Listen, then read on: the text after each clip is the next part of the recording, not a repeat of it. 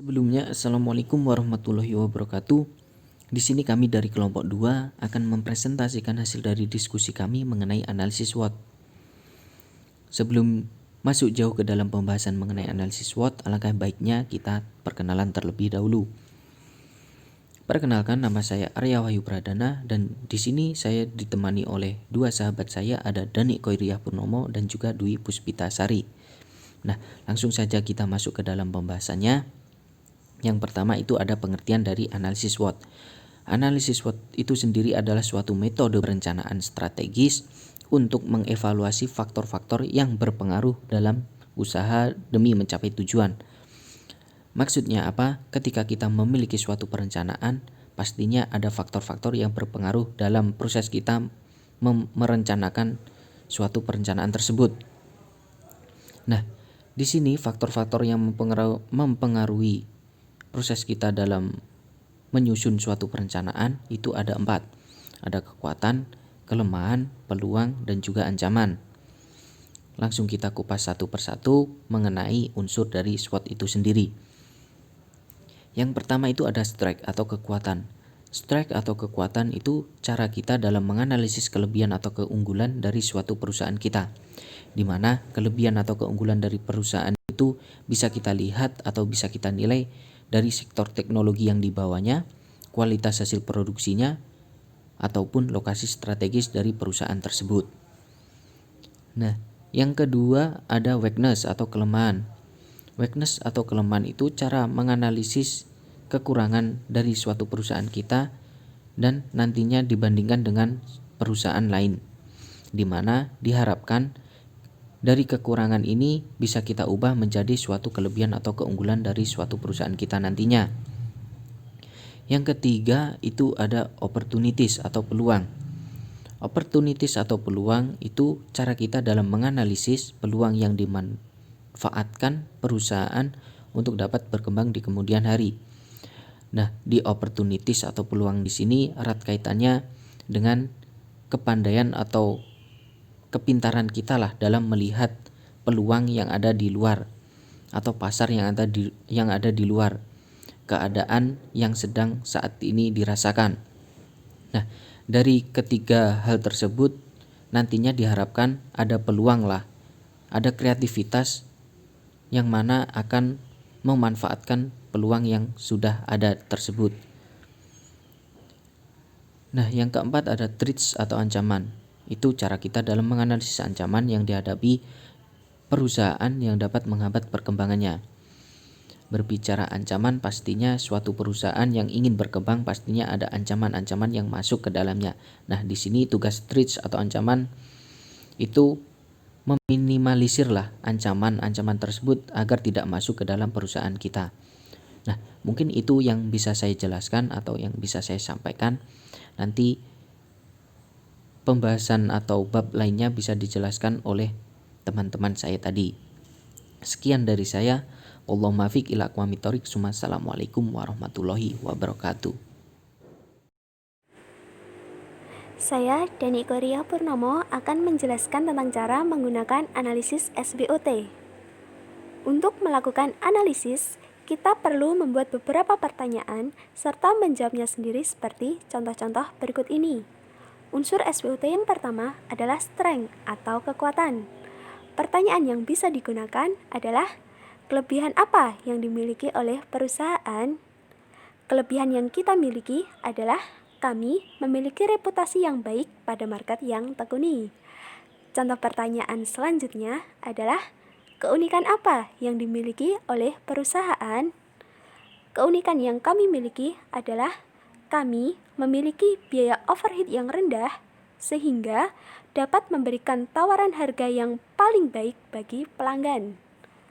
Unsur SWOT yang kedua adalah weakness atau kelemahan.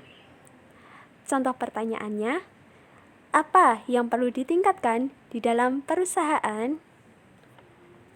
Yang perlu kami tingkatkan di dalam perusahaan yaitu terkait manajemen sumber daya manusia. Karena staf kami masih memiliki kemampuan yang rendah pada bidang-bidang tertentu. Contoh pertanyaan selanjutnya, Apa yang dirasakan konsumen sebagai kelemahan perusahaan? Yang dirasakan konsumen sebagai kelemahan perusahaan adalah lokasi kantor yang letaknya di tempat yang kurang strategis.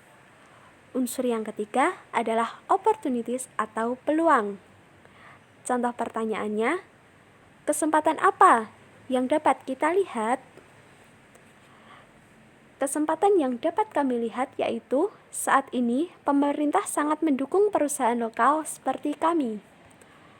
Unsur yang terakhir ialah threats atau ancaman.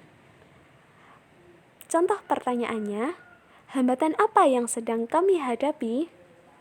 Hambatan yang sedang kami hadapi ialah perkembangan teknologi yang cepat di market ini, yang berada di luar kemampuan yang kami miliki.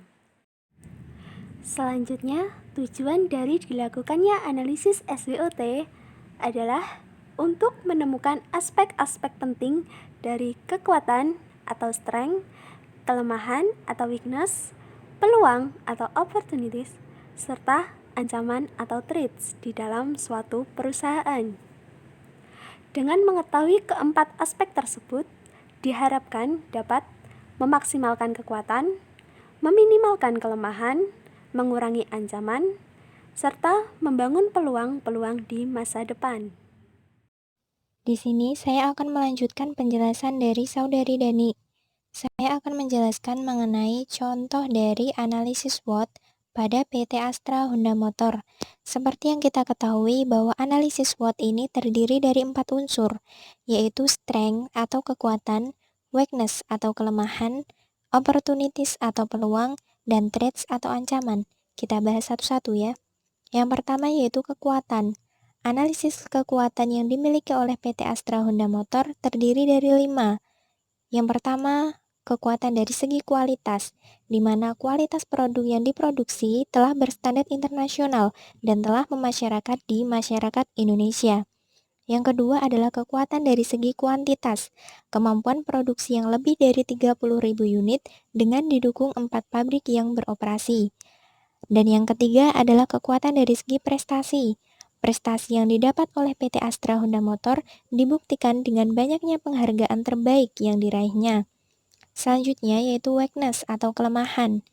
Kelemahan dari PT Astra Honda Motor di sini terdiri dari 2 analisis, yaitu kelemahan dari segi model atau desain dan kelemahan dari segi produk yang abnormal. Yang pertama yaitu kelemahan dari segi model atau desain yang kurang modis dan tidak mengikuti keinginan masyarakat. Hal ini membuat minat masyarakat untuk membeli produk pun semakin menurun. Dan yang kedua adalah kelemahan dari segi produk yang abnormal, karena beberapa varian produk dari Honda mengalami gangguan ketika produk tersebut telah dijual atau dipasarkan ke masyarakat. Selanjutnya adalah opportunities atau peluang. Di sini ada 3 analisis. Yang pertama yaitu peluang dari segi jumlah penduduk yang besar. Karena semakin banyak penduduk, kemungkinan untuk menjual produk pun akan menjadi lebih banyak dan sangat terbuka lebar. Yang kedua adalah peluang dari segi produsen yang terbatas. Terbatasnya produsen produk otomotif, khususnya sepeda motor, memberikan peluang besar terhadap PT Astra Honda Motor untuk mengambil pangsa pasar.